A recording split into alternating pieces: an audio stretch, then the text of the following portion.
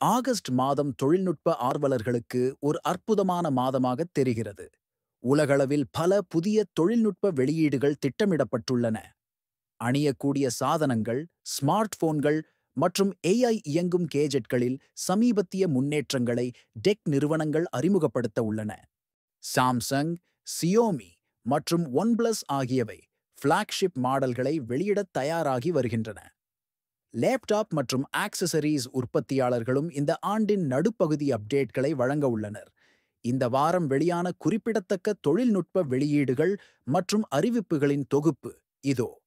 Samsung Galaxy A7 5G சில சந்தைகளில் புதன்கிழமை அன்று அறிமுகப்படுத்தப்பட்டது.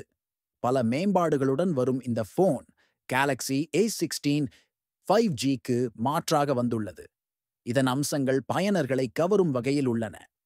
Samsung Galaxy A7 5G-இன் 4GB RAM plus 128GB storage model ஐரோப்பாவில் €299 தோராயமாக $699 விலையில் கிடைக்கிறது. இது பட்ஜெட் பிரிவில் ஒரு வலுவான போட்டியாளராக இருக்கும் என எதிர்பார்க்கப்படுகிறது. விவோ V60 5G ஆகஸ்ட் 12 அன்று இந்தியாவில் அறிமுகப்படுத்தப்பட உள்ளது. இது ஸ்னாப்டிராகன் 7 Gen 4 சிப்செட் உடன் வருகிறது. இந்த போன் அதிவேக செயல்திறனை வழங்கும். விவோ ஒயிட் பாடி 3 பின்புற கேமராக்களை கொண்டுள்ளது. இவை Zeiss உடன் இணைந்து வடிவமைக்கப்பட்டுள்ளன. 9W வேகமான சார்ஜிங் வசதியுடன் 6500 mAh பேட்டரி இதில் உள்ளது. ஆண்ட்ராய்டு 15 இயங்குதளம் மற்றும் AI அம்சங்களுடன் இந்த போன் வருகிறது. இது பயனர்களுக்கு மேம்பட்ட அனுபவத்தை வழங்கும். விவோவின் இந்த புதிய மாடல் பெரும் எதிர்பார்ப்பை ஏற்படுத்தியுள்ளது. போகோ நிறுவனம் சமீபத்தில் ஒரு புதிய ஸ்மார்ட் போனின் வெளியீட்டை மறைமுகமாக அறிவித்தது. ஆன்லைன் ஸ்டோரில் அதன் வடிவமைப்பை வெளியிட்டுள்ளது. இது ரசிகர்களிடையே பெரும் ஆர்வத்தை தூண்டியுள்ளது. போகோவின் அடுத்த ஸ்மார்ட் போனில் 1000 mAh சிலிக்கான் கார்பன் பேட்டரி இருக்கும் என தெரிகிறது. இது மெல்லிய போனுக்குள் பெரிய கொள்ளளவு கொண்ட பேட்டரியை பொருத்த உதவுகிறது. இந்த தொழில்நுட்பம் பேட்டரி ஆயுளை கணிசமாக அதிகரிக்கும். சியோமி நிறுவனம் புதன்கிழமை அன்று ரெட்மி துணை பிராண்டிற்கான புதிய காட்சி அடையாளத்தை வெளியிட்டது.